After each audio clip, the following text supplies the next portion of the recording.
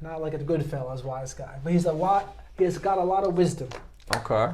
But what kind of creators do you listen to? So, they really run the gamut from everybody who authors, think like Eckhart Tolle, people like that, Goggins, people that aren't so much content creators as much as they just, I guess you could think of Eckhart Tolle. You read his book, as a Goggins? Can't Hurt Me, fantastic book. He's talking a lot about defeating your inner bitch in there, right? Mm-hmm. Rogan talks about that too. Right, so a lot of the people that I vibe with online have that kind of mentality. Like Jocko Willink, think just radical self-responsibility, right? Like no one is coming to save you. Everything in your life is your fucking fault. Everything. And here's the thing. Way to look at it. Somebody just heard this and is going to say, but my circumstances, but what about the starving children, but what about the hand you were dealt? Okay, let me rephrase that. Everything is your fault. And if it's not your fault, you better find a way in your head to fucking make it your fault, because that's the only way you are going to regain control of your life and be able to solve the problem. And you already know where this would get you into trouble. Like on Facebook, I would see people would say, like, what about an assault?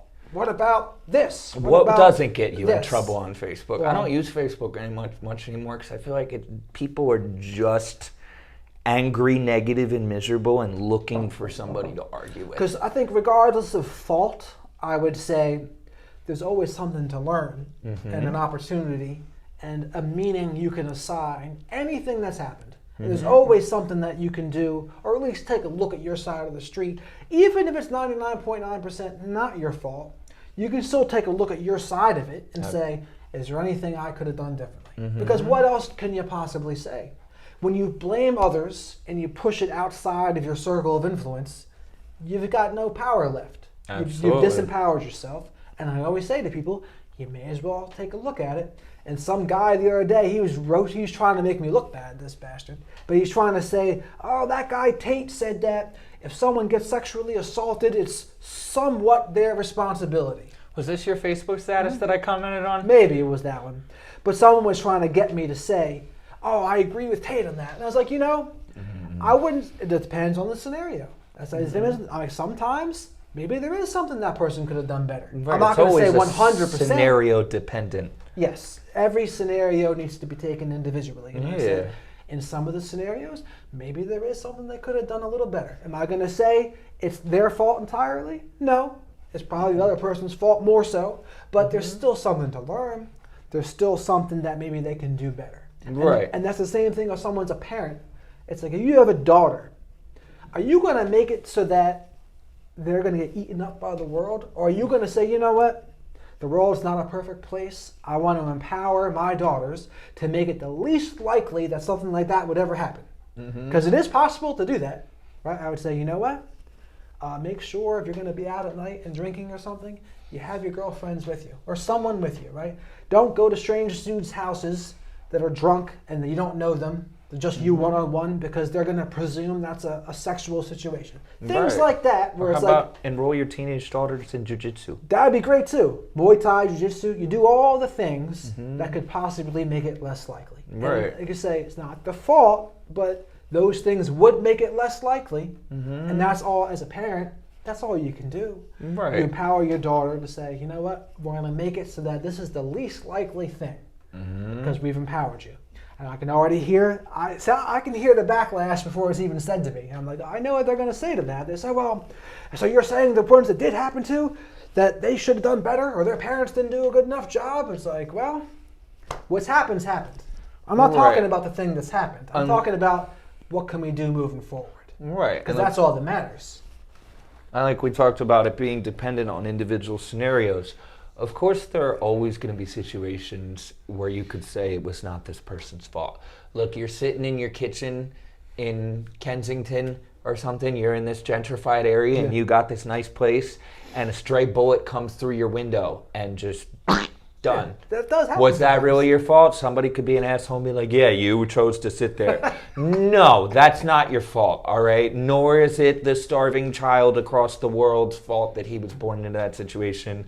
And nor is it tons of assault victims, nor was it really their fault. No, but for most, if not all situations in life, it's your fault. And if it's not your fault, you got to make it your fault to get your power back, right? Like, let's say you're a business owner and your employee makes a bad decision. You know, you're on vacation and the guy running your show totally fucks everything up. That's not your fault, right? Well, no, it is. You hired that guy. You didn't have the system. Extreme ownership. You didn't have the systems in place to fix this problem if it came up. That's it. Like, there's always a way that it's your fault. Jocko would say that's extreme ownership. I read his book, Extreme Ownership, and that's been the benchmark to me ever since about what's a good leader versus what's not really a good leader. The good leaders will take more of their fair share of the blame, less than their fair share of the credit, and they'll take responsibility for everything that happens underneath them. And that's a simple leadership tenets, those two things, that so many leaders don't seem to abide by. First and foremost, probably our politicians don't abide by that. But even just businesses, the businesses out there, they don't abide by that. Everyone's blaming one another, throwing other people under the bus. And I guess they think they have to do that. They'd have to do that or it'll be their neck on the chopping block. But I was like, there's got to be a poverty mentality in there somewhere with the people who are doing that, because I would say if you do the right things, and you take more than your fair share of the blame, and you take extreme ownership, and it gets you in that much trouble, then you did yourself a favor. If you get removed from that scenario, that's a favor. That's a blessing. You go on to the next place. That's better.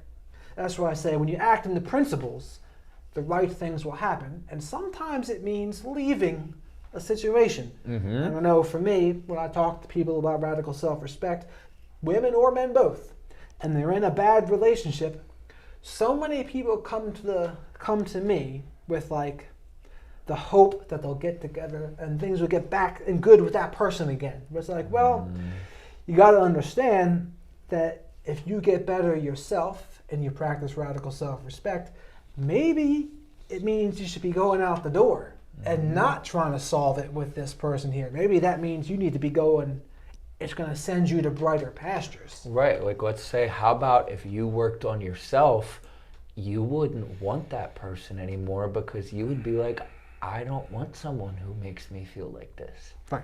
Right? Like, I've had plenty of my own experience with toxic relationships, and that was always my experience. Right? Through all my years of self-improvement with addiction, with fitness, with everything else, the journey that I've been on, every time I've been in a bad relationship, bad situation, doesn't have to be romantic relationship, could be job, life situation, whatever, where I am accepting less than what I deserve or not living up to my potential or, whatever. Self-improvement was what showed me that I deserve better, that I could be doing better, that made me want better for myself. Like, I can relate to that big time in a past relationship where this woman was cheating on me repeatedly, and I thought that I was so in love with her, right? And after